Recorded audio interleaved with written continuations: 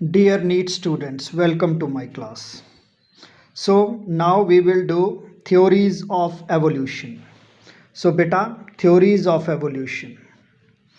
Evolution की क्या क्या theory develop हुई हैं? First one is Lamarck's theory. Lamarck क्या कहता है? Second one was Darwin's theory. Third one was mutation theory. Fourth one are the category of modern synthetic theories. सो ये हम अब स्टडी करेंगे. सो लेमार्क ने क्या कहा बेटा? लेमार्क की थ्योरी जो थी उसकी बुक फिलोसफी के जूलॉजी के इसमें पब्लिश हुई थी, याद रखिएगा, इन 1809. ठीक है. और इस थ्योरी का उसने नाम दिया था जो this theory is called the inheritance of acquired characters in organisms. Inheritance of acquired characters in organisms कि ऑर्गेनिज्म ने कैरेक्टर को जो एक्वायर किया वो कैसे फिर one generation to another generation inherit होते गए.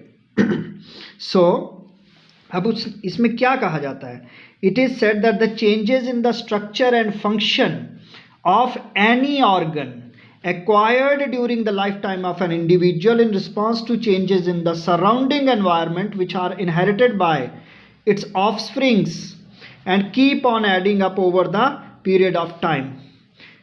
Means he says कि जो भी कैरेक्टर जरूरत के मुताबिक अकॉर्डिंग टू द नीड, ठीक है, जो एक्वायर करता है ऑर्गेनिज्म, वो नेक्स्ट जनरेशन उसके ऑफस्प्रिंग्स में इनहेरिट हो जाती है and it adds up in its gene pool and it goes on transferring from one generation to another. इस तरह. अब उसकी क्या एजम्पशंस थी? उसने 4 एजम्पशंस पे काम किया बेटा. 4 एजम्पशंस क्या थी? Number 1 was internal vital force theory. Internal vital force theory का मतलब है living organisms and their parts tend to increase in size continuously due to internal force of life. बस इसमें उसने इंटरनल फोर्स ऑफ लाइफ को responsible बताया.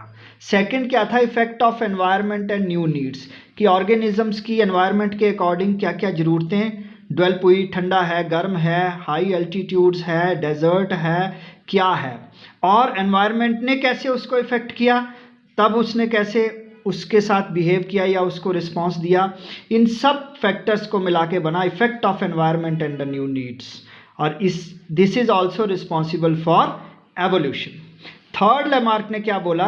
Use and disuse of organs. Now बेटा, use and disuse of organs means अगर तो organ continuously use में है वो हाईली डेवलप हो जाएगा एंड जो नहीं है वो डीजेनरेट हो जाएंगे. ठीक है. Fourth point was inheritance of acquired characters कि जो मॉडिफिकेशंस ऑर्गेनिजम्स में आ गई अपनी लाइफ टाइम में वो इनहेरिट हो जाएंगी ऑफस्प्रिंग्स में. This was all about Lamarck's theory. Second theory बेटा आई Darwin's theory of natural selection. तो डार्विन की थ्योरी क्या है? नेचुरल सिलेक्शन की theory which we call as selection Darwinism. ठीक है. और इसकी थ्योरी को इस तरह बोलना है, origin of species by means of natural selection. अच्छा, इसकी भी प्रपोजिशंस थी, एजम्पशंस थी 5. इसने क्या कहा? इसने कहा ओवर प्रोडक्शन और इनॉर्मस फर्टिलिटी. कहने का मतलब है बेटा जी, living beings have an innate ability of producing their own progeny for continuity of race.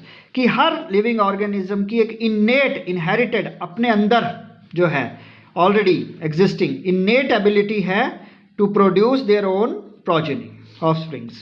Second, struggle for existence.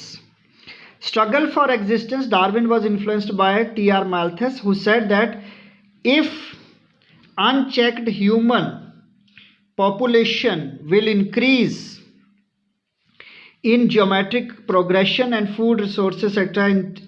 increase in arithmetic progression. Darwin therefore proposed that an intense competition and struggle to ensure living and to obtain maximum amount of food and struggle. Darwin ने simple अगर language में हम बोले तो Darwin ने कहा survival of the fittest. Struggle for existence होगा और जो उसको ओवरकम कर जाएगा वो ऑर्गेनिज्म सर्वाइव करेगा। Then variations and heredity, heredity variations form the raw material in the evolution, ये भी डार्विन ने इसको बेस बनाया अपनी थ्योरी के लिए। The everlasting competition among the organisms has compelled them to change according to the conditions so that they can utilize the natural resources and can survive successfully. तो जो दिक्कतें, the hardships organisms faced, they changed themselves according to those hardships ताकि वो survive कर सकें, और वही character inherit हो गए ऑर्गेनिजम्स में। एंड लास्ट जो मैंने पहले भी कहा है, survival of the fittest theory, जो सर्वाइव कर गया नेचर में अपने आप को अकॉर्डिंगली चेंज करके वेरिएशंस ला के अपने आप में, वही फिट होगा और उसी के फिर स्पीशीज आगे डेवलप होंगी generation to generation. Third theory is mutation theory. बेटा mutations are the sudden changes taking place, ठीक है, इन द जीन पूल। और म्यूटेशन थ्योरी दी गई थी ह्यूगो डिवरीज। ह्यूगो डिवरीज ने 1901 में म्यूटेशन थ्योरी दी थी। और ये क्या कहती है mutation theory? Its features are, number 1, mutations form the raw material for evolution. क्योंकि जो म्यूटेशंस है बेटा वो क्या कर रहे हैं? They are the sudden changes, और वो वेरिएशंस ले आएंगे। जब चेंज हो जाएगा जेनेटिक पूल में तो variations will be visible in phenotype also, ठीक है, तो वेरिएशंस आ जाएंगी, अकॉर्डिंग टू नीड भी आ सकती हैं। अब mutations appear suddenly and produce their effect immediately. Mutation, अच्छा, third, mutants are markedly different from the parents. अब जिनमें म्यूटेशन हो जाएंगे ऑफस्प्रिंग में और जो बच्चा बनेगा उसमें नेचुरली वेरिएशंस आएंगी, पेरेंट्स के जो कैरेक्टर हैं उनमें से कई में वेरिएशंस आ जाएंगी बच्चे में। All mutations have a genetic basis and therefore inheritable. और जो भी जीन पूल में, जीन्स में म्यूटेशंस आएंगे वो इनहेरिटेबल होंगे क्योंकि जेनेटिक हैं वो। And then a single mutation may produce new species. ये भी बात हो सकती है कि only a single mutation can produce a new species. Then nature selects beneficial mutations and eliminates lethal. Lethal मतलब जो हार्मफुल है। नेचर का एक लॉ है कि नेचर जो है बेनिफिशियल म्यूटेशंस को एक्सेप्ट कर लेगी and generation to generation transfer करेगी, और जो लीथल होंगे, हार्मफुल, वो ऑर्गेनिज्म, वो ऑफस्प्रिंग वैसे ही डेड हो जाएगा और ये ट्रांसफर नहीं होंगे। So he also says mutations are discontinuous variations called sports by Darwin and saltatory variations by Bateson. ये किसने बोला? ह्यूगो डिवरीज की म्यूटेशन थ्योरी में जो म्यूटेशंस आ रहे हैं उसको डार्विन ने बोला कि they are the discontinuous variations. याद रखना, नीट का क्वेश्चन है। And saltatory variations by Bateson ने बोला था। Evolution for Darwin was gradual. Darwin ने क्या कहा कि evolution is a gradual, means धीरे धीरे चेंजेस आ रहे हैं, मिलियंस ऑफ ईयर्स लगते हैं इसके लिए, ये डार्विन ने कहा। एंड डिवरीज ने क्या कहा कि ये mutations are the responsible factors for evolution. और म्यूटेशंस क्या है? Sudden changes. तो डार्विन की थ्योरी थी सडन चेंजेस, और डिवरीज की थ्योरी थी सडन चेंजेस, और डार्विन की थ्योरी थी ग्रेजुअल स्लो प्रोसेस। ये है एवोल्यूशन। नाउ लास्ट इज कि म्यूटेशन, मॉडर्न सिंथेटिक थ्योरीज क्या है? इसमें मेन है जेनेटिक ड्रिफ्ट। जेनेटिक ड्रिफ्ट जो कि आपके 12th के सिलेबस में है, नीट के सिलेबस में है। इसमें क्या था बेटा कि सर्टन स्पीशीज वो जो है जेनेटिकली उनका ओरिजिन सेम था, but according to need and geographical areas में डिफरेंट प्लेसेस में वो चले गए, सो दे चेंज्ड अ लॉट और ये ड्रिफ्टिंग हो गई। This is as per natural selection, as per genetic variation. इसके लिए बहुत से इफेक्ट रिस्पॉन्सिबल हैं। So two important examples of genetic drift are bottleneck effect and founder effect. अब ये दो हैं, ये नीट के लिए भी बड़े इंपॉर्टेंट है आपके लिए, bottleneck effect and founder effect. Bottleneck effect क्या था बेटा? द ईयरली और seasonal phenomena of cyclic fluctuation in population density causing periodic squeezing of some of the genes in a gene pool in random fashion is called bottleneck effect.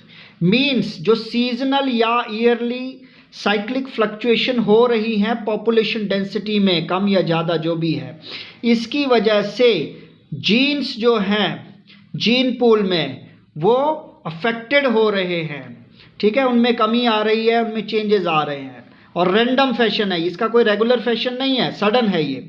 This is called bottleneck phenomena. And founder effect क्या है बेटा जी? Founder effect means बेटा when a few individuals और small group of individuals form some large population invades a new और isolated geographical region, ठीक है, they become founders. क्या होता है कि एक स्पीशीज़ है या स्मॉल ग्रुप ऑफ इंडिविजुअल है, वो अलग अलग एरिया को इन्वेड करके इनहेबिट कर लेता है, हैबिटेट बना लेता है, और डिफरेंट डिफरेंट एरियाज़ में वो ड्रिफ्ट आउट हो जाते हैं। तो जो ऑलरेडी जो स्पीशीज़ एग्जिस्ट कर रहे थे वो क्या गिने जाते हैं? Founders. And this phenomena is called founder effect. अब फाउंडर जो होते हैं, जिनके पास ओरिजिनल जिनकी पॉपुलेशन है, they carry a limited portion of parental gene, और फिर उसके बाद ये फाउंडर ही आगे जाके अलग अलग एरिया को इनहेबिट कर गए। तो इनमें जो ओरिजिनल पेरेंट्स थे उनके जीन्स कुछ लिमिटेड पार्ट में एग्जिस्ट करते हैं, वो तो करेंगे ही जहाँ से आए हैं, ठीक है, और कुछ चेंजेस हो गई हैं, वेरिएशंस आ गए हैं। नेक्स्ट है जीन फ्लो या gene migration. If the migrating individuals interbreed with the members of local population, they may bring many new alleles। तो अगर एग्जॉटिक यानी विदेशी स्पीशीज़ की लोकल स्पीशीज़ से क्रॉसिंग हो जाए तो जीन पूल में चेंजेस आते हैं और जीन का फ्लो वेरिएशन ले आता है अपने आप में। ये भी एवोल्यूशन के लिए रिस्पॉन्सिबल फैक्टर है। देन है जीन में रिकम्बिनेशन हो सकते हैं, जो हम पढ़ते हैं जेनेटिक रिकम्बिनेशन मियोसिस के टाइम, ठीक है, और हाइब्रिडाइजेशन है जो आजकल टेक्निक्स हम यूज़ कर रहे हैं। देन नेचुरल सिलेक्शन है। It is differential reproduction which means some members of the population have traits that enable them to grow up, ठीक है, and reproduce at a higher rate. तो ये आज का मेथड है एक नया। फिर एक एग्जांपल है आपकी इंडस्ट्रियल मेलानिज्म, जो कि 12th की क्लास की बुक में मेंशन्ड है कि जो इंडस्ट्रियलाइजेशन हुआ था ब्रिटेन में, वहाँ पे वाइट कलर्ड मौत होती थी। आफ्टर इंडस्ट्रियलाइजेशन जो पॉल्यूशन का इफेक्ट पड़ा तो वो क्या हो गई? ब्लैक कलर्ड मौत, ठीक है, मेलेनिक हो गई we can say. So this was all about evolution. अब लास्ट था हार्डी वेनबर्ग प्रिंसिपल। नीट में बेटा ज़्यादातर इसके फॉर्मूले पूछे जाते हैं। p² + 2 pq + q² is equal to 1, ये है, और you can say p + q equals to 1, where p क्या है बेटा? फ्रीक्वेंसी ऑफ डोमिनेंट एलील, ठीक है, q है frequency of recessive allele in the population, और p² हो जाता है बेटा यहाँ पे, क्योंकि आपको इनकी जो p² या p या q इनकी होता क्या है ये भी मतलब याद करना है, अच्छे से समझना है। They can ask you question from this also. p² है बेटा percentage of homozygous dominant individuals, and q² है percentage of homozygous recessive individuals, and 2pq है बेटा परसेंटेज ऑफ हिट्रोजाइगस इंडिविजुअल्स। समझ गए? 1 का मतलब है बेटा यहाँ sum total of all the allylic frequencies, ठीक है, तो एलिलिक फ्रीक्वेंसी की जो कॉन्टिन्यूटी है वो रखने के लिए, ये हार्डी कॉन्टिन्यूटी को डिफाइन करने के लिए ये प्रिंसिपल दिया गया था, ठीक है। उसमें बताया गया था कि the relative frequencies of various kinds of gene in a large and random mating sexual pan-mictic population tend to remain constant, कि एक जीन का जो नंबर है या जीन पूल है उसमें जीन्स की डिफरेंट कैरेक्टर्स के जीन्स की फ्रीक्वेंसी वो कॉन्स्टेंसी एक स्टैंडर्ड को मेंटेन करके चलते हैं। This was Hardy Weinberg principle, ठीक है बेटा जी। हाँ, ओके, गॉड ब्लेस यू, खुश रहिए, सुखी रहिए।